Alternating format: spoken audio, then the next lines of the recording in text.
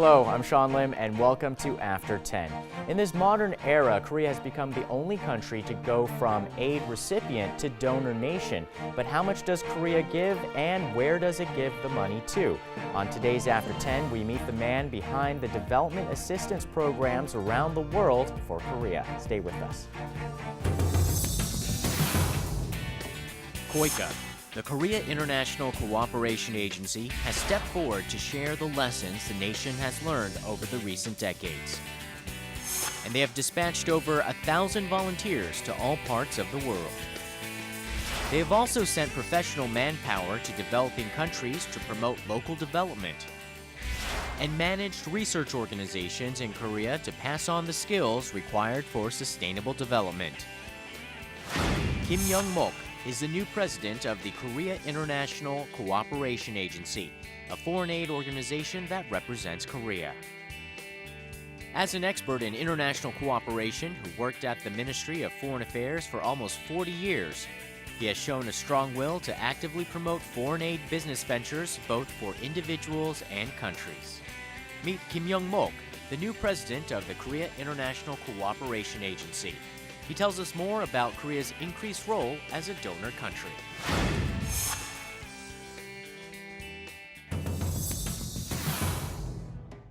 Well, President Kim, thank you so much for joining us tonight on After 10. Thank you for having me. Well, you recently became the president of KOICA. Can you tell us how you feel about that appointment after being involved in Korean government for so long, and what your main objective is? Of course, I'm honored, but at the same time, I feel great pressure on this hunting job because we know there are many, many challenges world faces and Korea face too. What we are going to do is to catch up with other donors countries like advanced countries, France, Germany, US. There are so many things to do. So KOICA is the main arm of the government that handles development aid around the world. How does our giving compare to other OECD nations? Well, Korea is just a newcomer in that group. We call the group DAC. What does it mean? Development Assistance Committee in OECD. So our amount of contribution is still low compared to other nations. The average contribution of these donor countries are about 0.32% against GNI. Our contribution last year was merely about 0.16. So we must catch up with other countries.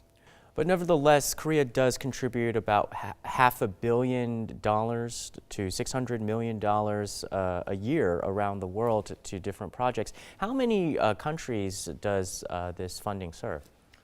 KOICA is helping around 120 countries, but we are mostly working with the 45 countries.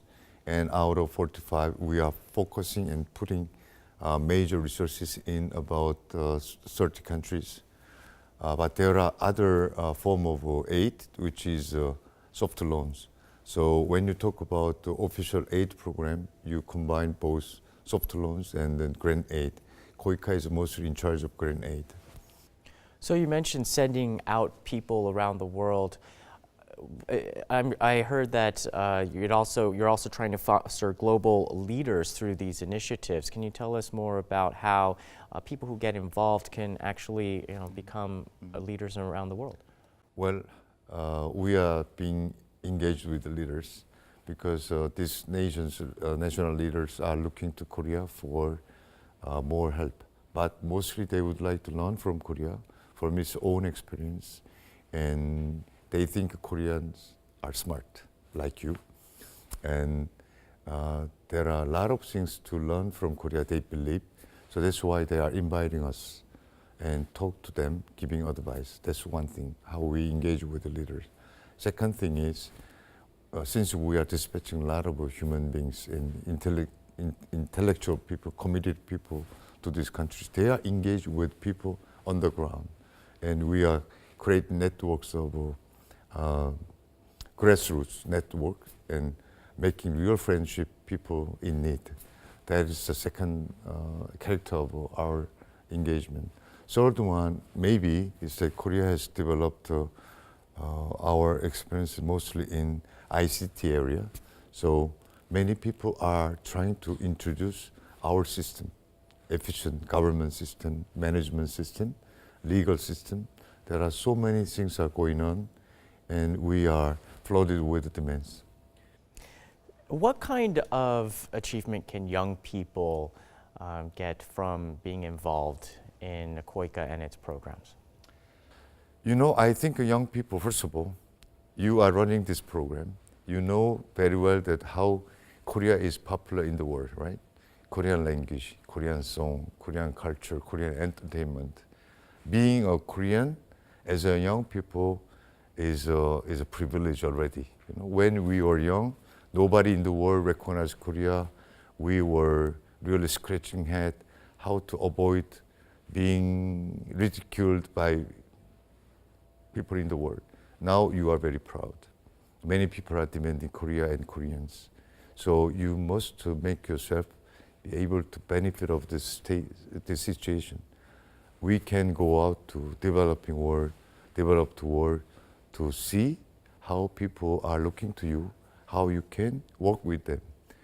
Korea, you know, purely honestly, Korea is a very small country, but Korea is one of the largest industrial power in the world. We are our economy and our living is depending on our trade and investment with other countries. We are trading $1.1 trillion.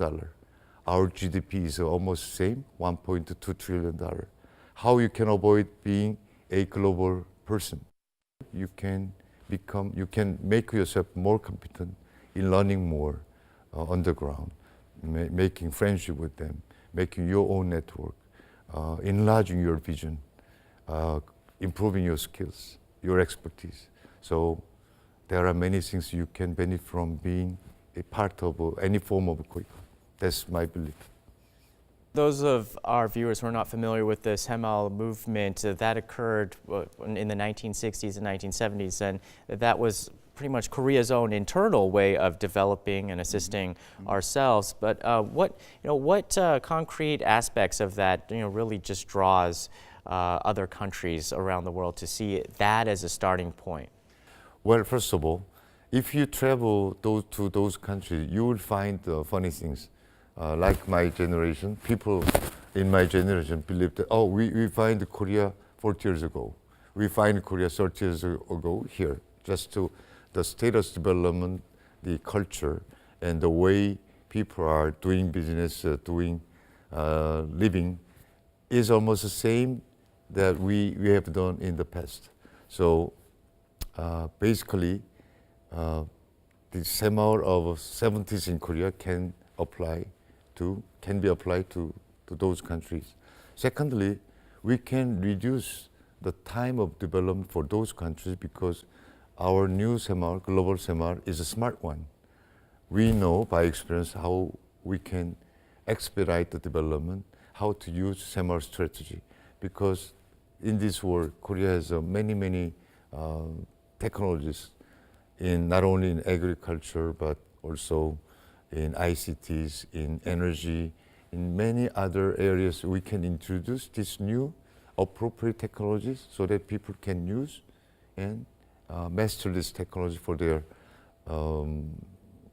increasing revenues and improving their living standard.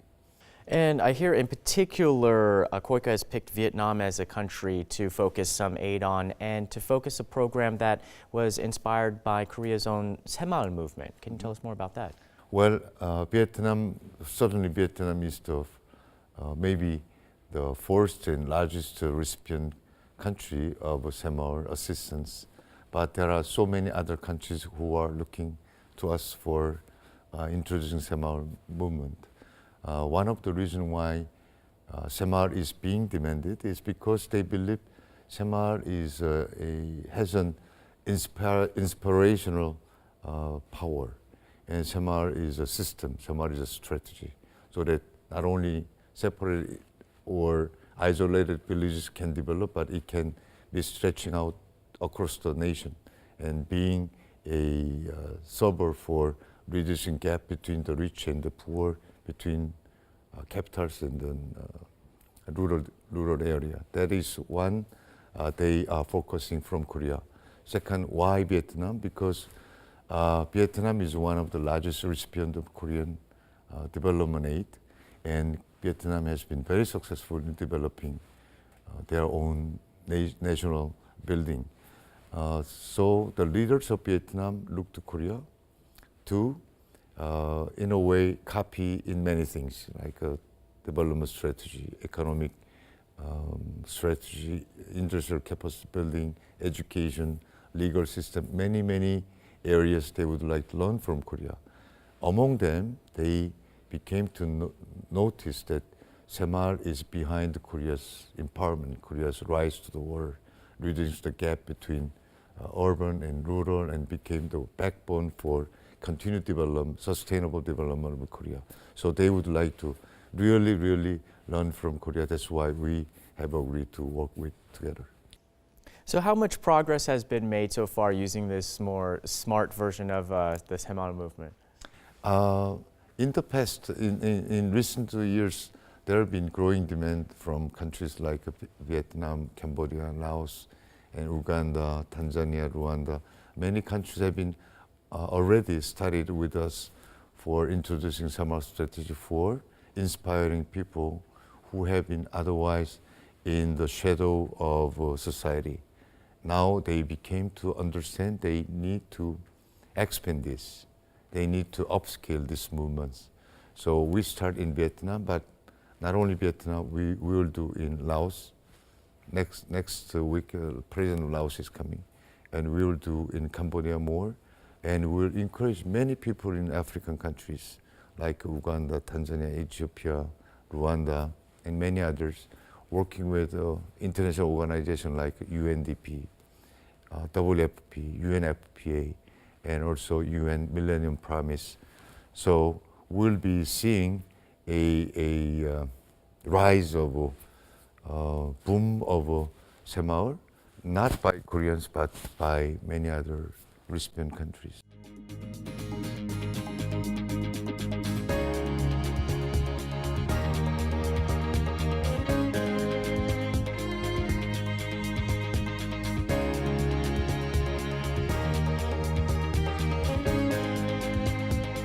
So I've heard in the past that some people who advocate over development assistance, they say that the absolute number of dollars is not necessarily always the important part, but it's the knowledge, it's the transfer, it's the experience. However, at the same time, money is important, and KOICA does offer different ways of infusing capital into these environments. Can you tell us more about that?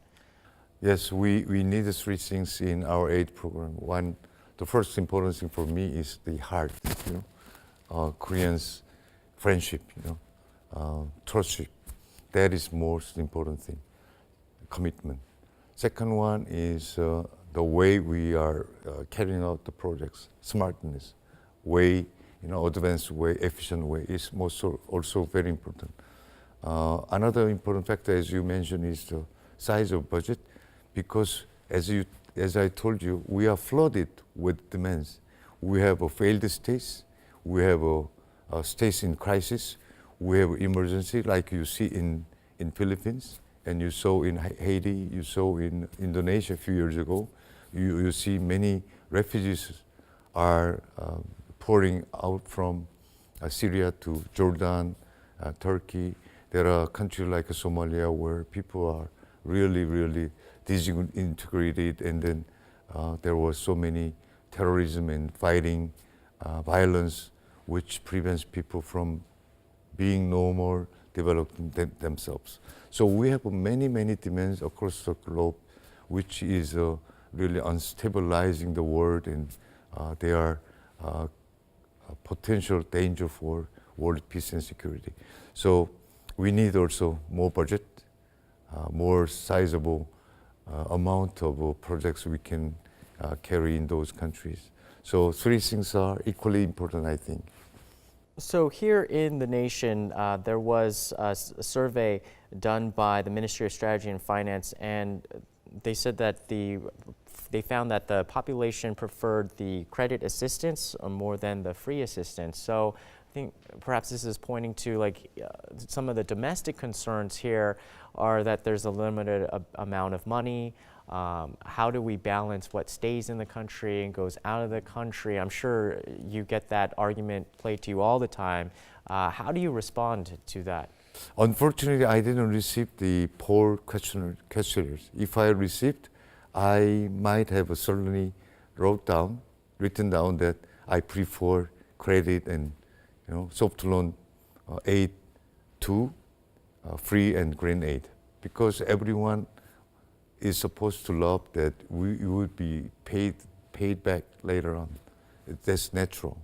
But in the real world, advanced countries and United Nations and OECD are encouraging and advising us to assign more budget, more resources to green aid than in the soft loan or other form of credit assistance, because many countries are least developed countries. They are not capable of making plan for paying back those grants. At the same time, once we are lending money to them, they are not really sometimes capable of managing their own projects. In our case, green aid is we commit ourselves, we engage with them, we are helping them to construct and building up their own capability of management. So this is different form of aid. I think both are needed.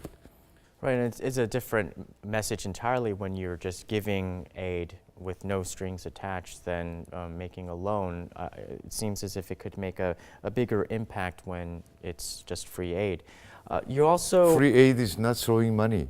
We are bringing projects and training them, engage with them, building up capability for them to operate and management so that it can become sustainable power for them. So it's not throwing the money like everyone else says, because they don't know the reality. As I repeat to you, international community is advising us to assign more resources for green aid than just lending money.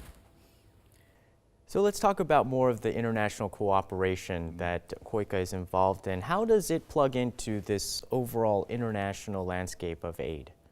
Korea is a debutant, amateur in this sense.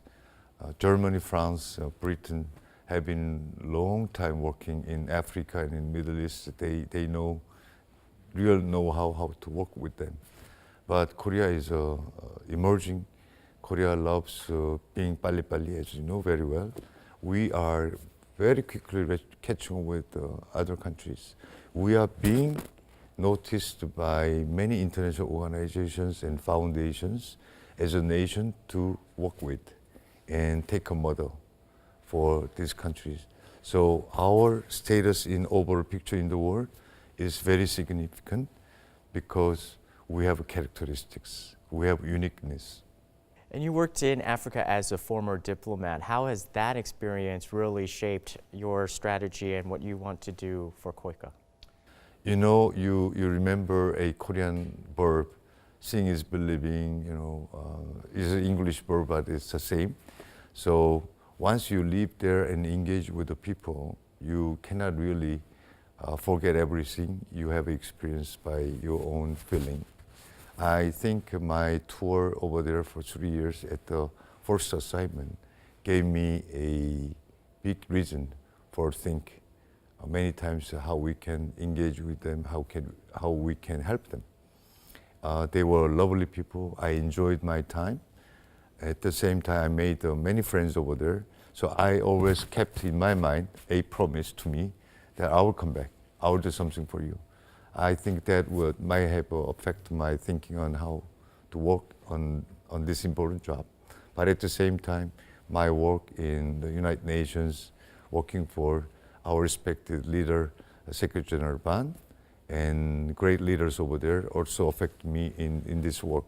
But mostly, the most important thing for me is that I had an opportunities to meet really great people, committed, sacrifice themselves, sacrificing their own benefit and career, but really taking pleasure to help them in very hardship areas. Those people affects me a lot. I think this experience will make me more real, not only planning on the table and document, sit down and instruct people, but really going out to see and take my own pleasure by helping people on the ground. So speaking of your promise to yourself to help other nations, what do you think is going to be your biggest pledge for KOICA in the upcoming year? Well, I think our staff and volunteers and our partners would like to KOICA become, first of all, big, having bigger budget so that we can do more things. Secondly, they would like to see KOICA as one, having shoulder-to-shoulder status with the British organization and German organization, which are leading the World Aid programs. Third one is that I would like to see really Semaul is become one brand, Korea's brand, ODA brand for everyone else.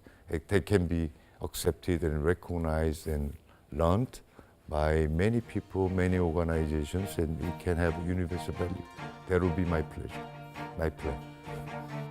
All right, well, President Kim, thank you so much for joining us and offering your insights, and I'm sure that we will have brighter days ahead with your leadership.